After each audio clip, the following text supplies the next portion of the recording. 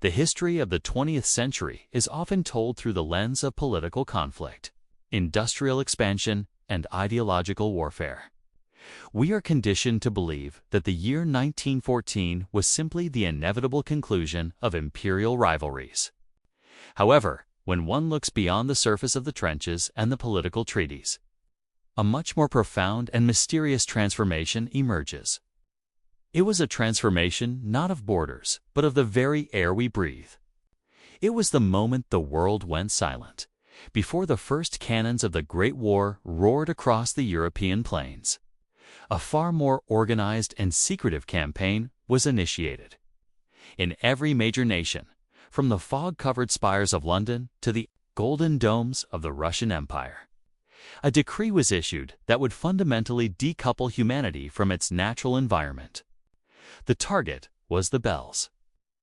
Every church bell, every monastery chime, every cathedral's crown of bronze was to be surrendered.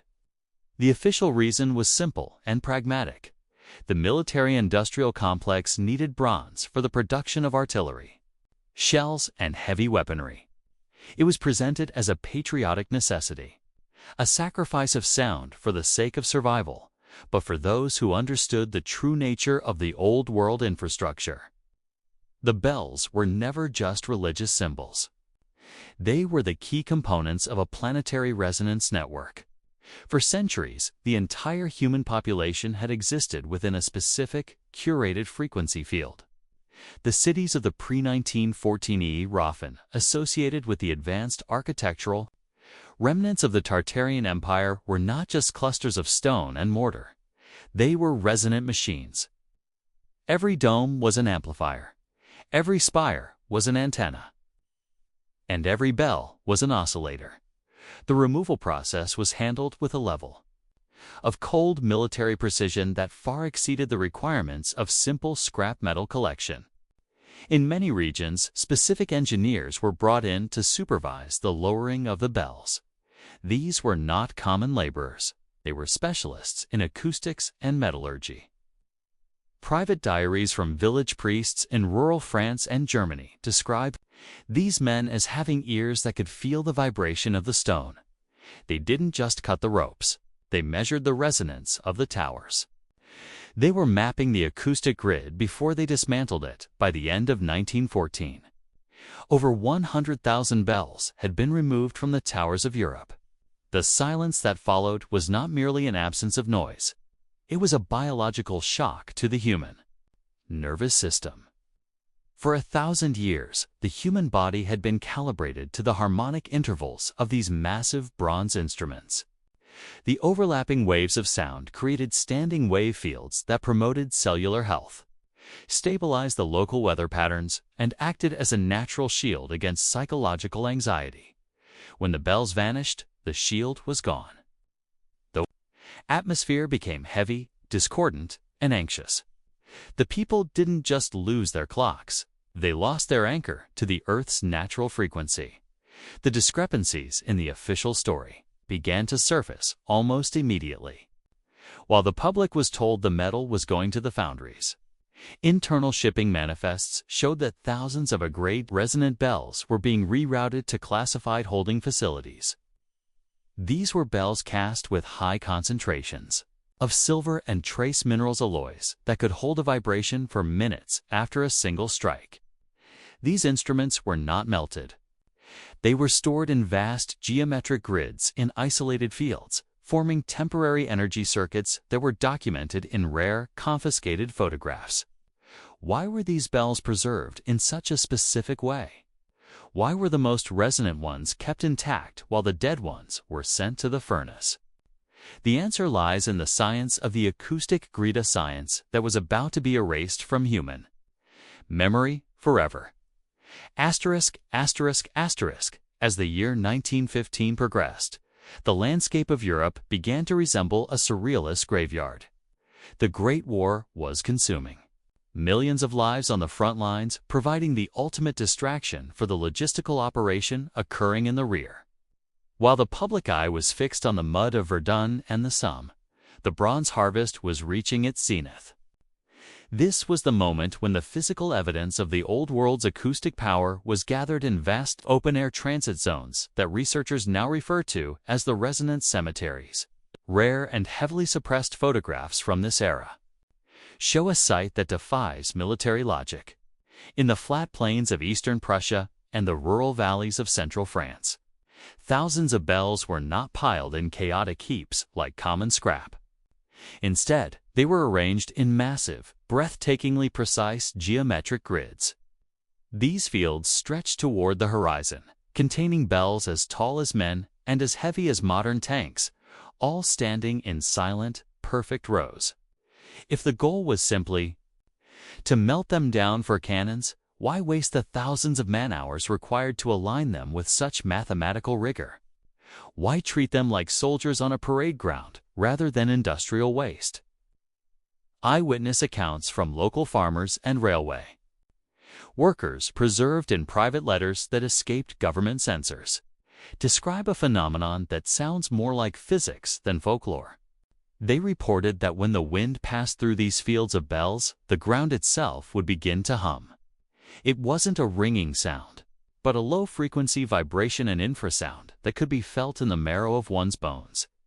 In certain zones, birds would refuse to fly over the grids, and livestock would panic if driven too close to the perimeter. The bells, even while sitting in the dirt, were still functioning as a collective resonator, interacting with the Earth's natural magnetic currents. This is where the connection to the Tartarian grid becomes undeniable. When modern independent researchers plotted the locations of these documented bell fields against ancient maps of ley lines and geomagnetic anomalies, they found a near-perfect synchronization. The bells were being staged at nodal points, specific geographic coordinates where the Earth's telluric currents are most accessible. By placing thousands of high silver content bronze resonators on these points, the authorities were effectively creating a temporary short circuit in the natural energy grid of the continent. They were bleeding off the planet's natural resonance before permanently dismantling the towers that once distributed it. The logistical trail of these bells is perhaps the most damning evidence of a cover-up. According to official military records of the era, the transit of bells to the foundries was a matter of highest priority. Yet, in the post-war audits of the 1920s, thousands of shipment manifests were found to be fraudulent. Trains carrying hundreds of tons of bells were recorded as leaving a station but never arriving at their destination. Entire warehouses full of surrendered bronze simply vanished from the books. In Germany alone, it is estimated that over 30% of the collected bells never reached a furnace. So where did they go? The technical journals of the Federal Observers, the mysterious men who oversaw the collection, hint at a darker purpose. They weren't looking for scrap. They were looking for master bells. These were the primary oscillators of the Old World. Bells that had been forged using resonant casting, techniques that involved cooling the metal within specific magnetic fields to align its crystalline structure. These master bells were not melted. They were taken to classified underground facilities, or perhaps moved across the Atlantic to be studied and repurposed. The world was being stripped of its defensive acoustic shield, while the technology behind that shield was being monopolized by the very people who claimed it was useless superstition. By the time the war ended, the silence was no longer a temporary state. It was the new reality. The bells that remained in the fields were either surreptitiously buried or finally processed into dead metal. But the damage was done. The harmonic bridge between the sky and the earth had been severed. The great erasure had moved from the physical world to the psychological one. People began to forget what the air felt like when it was alive with resonance. They began to accept the jarring, discordant noise of the internal combustion engine and the electric hum as the sound of progress. But deep in the archives, the photographs of the bell fields remain a silent testimony to a world that once knew how to vibrate in harmony with the cosmos. Asterisk, asterisk, asterisk to the modern observer. A church bell is a relic of religious tradition, a simple percussion instrument designed to signal the start of a mass or the passing of an hour. But to the architects of the pre-1914 world, those master builders of the vast, interconnected civilization we now call Tartaria, the bell was something far more sophisticated. It was a solid-state vibrational engine. To understand why they were systematically removed during the Great War, we must first understand the forgotten science of resonant extraction and the role of the atmospheric energy grid. The cathedrals and spires of the Old World were never intended to be mere houses of worship. When you analyze their structure using modern engineering principles, they reveal themselves to be giant capacitors and resonators. The massive copper-clad domes, the gold-leafed steeples, and the iron frameworks were designed to harvest atmospheric electricity, the ether. At the heart of this energy-gathering system sat the bell. But these were not ordinary bronze castings.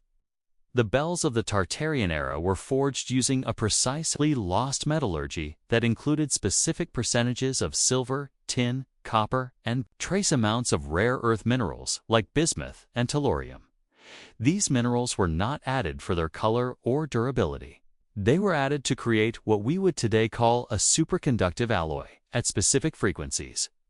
When these bells were hung in the high towers of cities like Prague, Moscow, or Paris, they were positioned at specific elevations where the atmospheric pressure and the ion density were optimal for resonant amplification. When struck, the bell didn't just emit a sound. It emitted a powerful electromagnetic pulse EMP of a very specific healing frequency. This pulse would vibrate through the copper-clad roof and down the iron pillars of the building, ionizing the air around the cathedral and creating a localized dome of clean, high-vibration energy. This explains the strange travelogues of the 18th century, which describe cities where the air felt electric and where common diseases seemed to vanish whenever the great bells were rung. It was a form of acoustic medicine on a metropolitan scale. The vibrations suppressed the growth of harmful bacteria, stabilized the human nervous system, and even influenced the crystallization of water.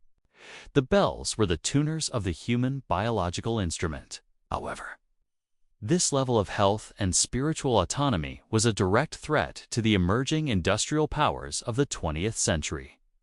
A resonant population is a population that cannot be easily frightened, medicated, or controlled. The federal observers who oversaw the removal of the bells in 1914 were acutely aware of this technology. Behind the scenes, they weren't just melting the bronze. They were conducting a massive forensic audit of Tartarian acoustics. They targeted the master bells, the ones that acted as the primary oscillators for entire regions.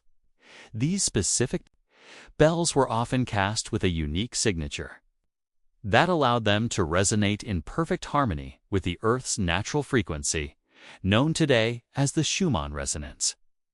By removing these anchors, the authorities effectively disconnected the human population from the planet's grounding signal. Furthermore, the destruction of the bells allowed for the implementation of a new, discordant energy grid. As the bronze was being pulled down, the first massive electrical lines and radio towers were being pulled up. We moved from a world of natural resonance to a world of artificial frequency. Frequency hum of the 50/60ths of a hertz electrical grid and the chaotic waves of early radio. Broadcasts were the complete opposite of the harmonic standing waves created by the bells. This was the true reset. They didn't just change the political map, they changed the vibrational environment of the Earth. The metallurgy of the stolen bells remains one of the greatest secrets of the 1914 operation. In the few foundries that were allowed to remain open after the war, the ancient recipes for bell metal were strictly prohibited. The new bells produced in the 1920s and 30s were intentionally dead. They were cast with cheaper, impure alloys that couldn't sustain a vibration for more than a few seconds. They were musical, but they were no longer functional. They were hollow shells of a technology that once powered the spirit of humanity. The silent spires that still stand across Europe today are the skeletons of a dead power plant. Their hearts ripped out in 1914. to ensure that the world would never again vibrate in the key of freedom. The post-war period of the 1920s. It's often depicted as a time of celebration and roaring progress, but for the towns and cities of the Old World, it was an era of profound, hollow silence. As the smoke of the Great War cleared, the question on every citizen's lips was the same: when will our bells return? The people had fulfilled their patriotic duty. They had surrendered their sacred bronze to the foundries of the state. Now, that peace had been reclaimed. They expected the harmony of their squares to be restored. But as the months turned into years and years into decades, the towers remained empty. The silence that was promised to be temporary became a permanent condition of the modern age. This was not a failure of logistics or a lack of resources. It was the final stage of the Great Detuning. Official government responses to the communities pleading for their bells were suspiciously uniform across different nations. They cited economic inflation, the need for industrial restructuring, and the obsolescence of old-world traditions. But the reality was far more clinical. The authorities had no intention of restoring the acoustic grid because the new world they were building required a population that was vibrationally disconnected by 1925. The frequency prison had been fully established. In the absence of the bells stabilizing 432 Hz and harmonic resonance, the air was filled with a new kind of sound, the 60 Hz hum of the high-voltage electrical grid. This frequency is inherently discordant to the human nervous system. While the old bells promoted a state of alpha-wave relaxation and cellular healing, the new electrical environment induced a state of chronic, low-level stress and beta-wave agitation. This was the birth of the modern anxiety age. Without the protective acoustic dome of the cathedrals, the human mind became more susceptible to external suggestion, propaganda, and the frantic pace of the industrial machine, the master bells. That had been harvested in 1914, the ones that disappeared from the foundry records never truly vanished. Declassified documents and whistleblower accounts from the late 20th century suggest that these high silver alloy resonators were moved to classified research facilities. There, they were analyzed not as instruments, but as vibrational weapons. The elites understood that if a specific sound could heal, it could also be inverted to harm. The knowledge of the Tartarian Acoustic Grid was weaponized to create crowd-controlled technologies and psychological warfare tools. The heartbeat of the earth was stolen from the people and locked in the vaults of the military-industrial complex. The mapping of modern cities further proves this intentional sabotage. If you look at the layout of modern metropolitan areas, you will notice a complete lack of resonant geometry. Instead of the symmetrical harmonic patterns of the Tartarian star cities, our modern cities are designed as rigid square grids that trap and stagnate energy. The bell towers that still exist have been turned into silent monuments or, worse, fitted with electronic speakers that play digital recordings of bells. These digital replicas carry none of the physical resonance of true bronze. They are empty shells of sound that further alienate the human ear from the organic vibrations of the natural world. But why does this matter now? Why should we care about 1,700 buried buildings in Jacksonville or 40,000 vanished bells in France? Because we are currently living through another great reset. The same forces that dismantled the physical acoustic grid in 1914 are now attempting to dismantle the internal frequency of the human being through digital noise, 5G frequencies, and a total decoupling from the natural world. They want us to believe that history is a series of accidents, but the silence of 1914 proves that history is a series of calculated subtractions. However, the awakening is already underway. Modern researchers, sound healers, and independent historians are rediscovering the science of cymatics and the lost recipes of the Tartarian foundries. People are beginning to realize that their sense of wrongness in the modern world is not a personal failing, but a reaction to a discordant environment. We are learning to retune ourselves. By understanding that our ancestors built a world of harmony, we reclaim the right to demand that harmony again. The bells were taken to make us forget who we are, a biological species connected to the heartbeat of a living planet. But as long as the stone towers still stand, the memory of the resonance remains in the earth. The story of the vanished bells is the final piece of the puzzle. It connects the Mudflood excavations to the Great War's End, reveals a single, continuous plan to silence the human spirit. But sound is a force that cannot be permanently suppressed. Like a tuning fork struck in a quiet room, the truth has a way of vibrating until everything around it begins to ring in sympathy. The bells of the old world may be gone, but the frequency of freedom is rising once more. It is time to stop listening to the noise of the system and start listening to the resonance of the soul. The era of silence is ending. The great symphony is about to begin again.